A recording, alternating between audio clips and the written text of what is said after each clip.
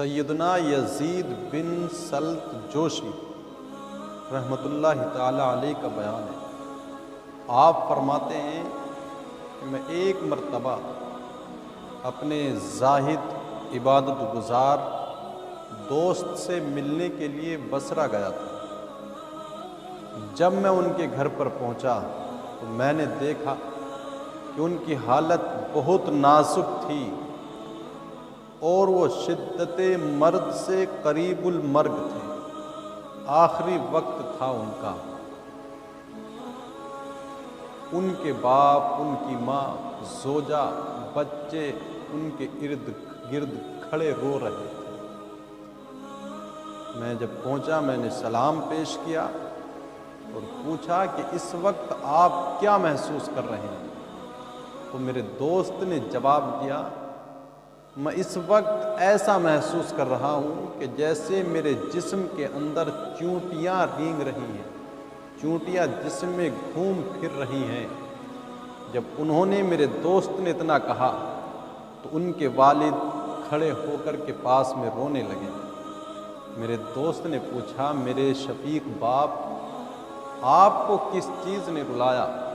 تو وہ کہنے لگے، میرے بیٹے، تیری جدائی کا غم مجھے رلا رہا ہے، بعد تیرے مرنے کے میرا کیا بنے گا، اس لیے میں رو رہا ہوں۔ پھر آپ کی ماں رونے لگی تو آپ نے ان سے پوچھا، میری شفیق مہربان ماں، آپ کیوں رو رہی ہیں؟ تو کہنے لگی، میرے جگر کے ٹکڑے، تیری جدائی، تیری فرقت کا غم مجھے رلا رہا ہے کہ تیرے بعد دنیا میں میرا کیا بنے گا۔ پھر آپ کی زوجہ روئیں تو آپ نے اپنی بیوی سے، اپنی زوجہ سے پوچھا، تم کس لیے رو رہی ہو؟ تو کہنے لگی، میرے سرتاج، آپ کے بعد میں بیوہ ہو جاؤں گی، آپ کے علاوہ میرا دنیا میں اور ہے کون؟ آپ کے بغیر میری یہ زندگی اجیرن ہو جائے گی، اس لیے رونے پر مجبور ہوں کہ آپ کی جدائی کا غم یہ دل کو گھائل کیے جا رہا ہے۔ پھر آپ نے اپنے روتے ہوئے بچوں کو اپنے قریب بلایا اور ان بچوں سے کہا، تم لوگ کس لیے رو رہے ہو؟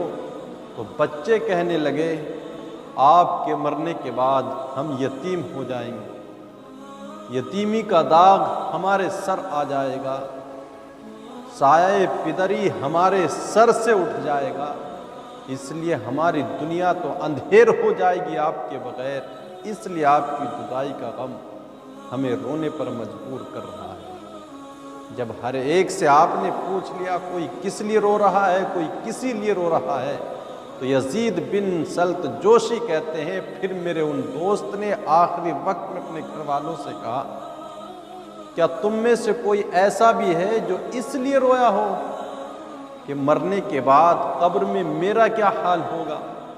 ان قریب مجھے ایک وحشت ناک تنگ تاریک قبر کے اندر اتار دیا جائے گا۔ کیا تم میں سے کوئی اس لیے بھی رویا ہے کہ مرنے کے بعد میرا کیا ہوگا؟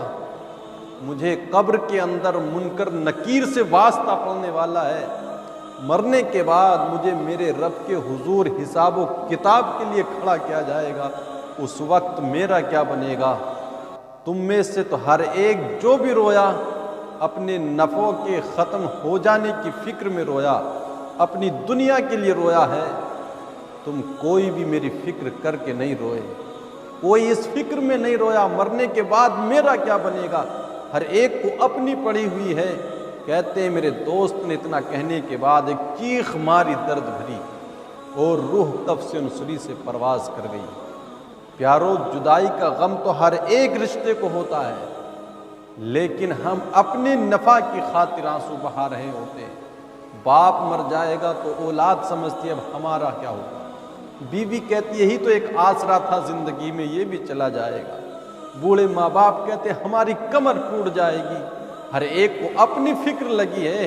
کبھی یہ فکر بھی تو دل میں پیدا کر کے رو لیا کر، میرے اس عزیز کا مرنے کے بعد کیا ہوگا، اپنی فکر نہ کر کے اس کے لیے بھی ہاتھوں کو اٹھا لیا کرو، مالک آنے والی منازل اس کے لیے بھی آسان فرمائے، قبر میں، حشر میں، ہر جگہ اس کے ساتھ بہتری اور بھلائی کا معاملہ فرما۔ اتنا کہنے کے بعد جب روح کف سنسری سے پرواز کر گئی تو سوچے ہم روتے ہیں، جدائی رلاتی ہے ہر ایک کو، لیکن اس جانے والے کی فکر کر کے بھی رو لیا کریں، خالص اپنے ہی لیے نہ رویا کریں۔ اللہ ان پر اپنی رحمتیں برسائے اور ان کے صدقے ہماری مغفرت فرما دے۔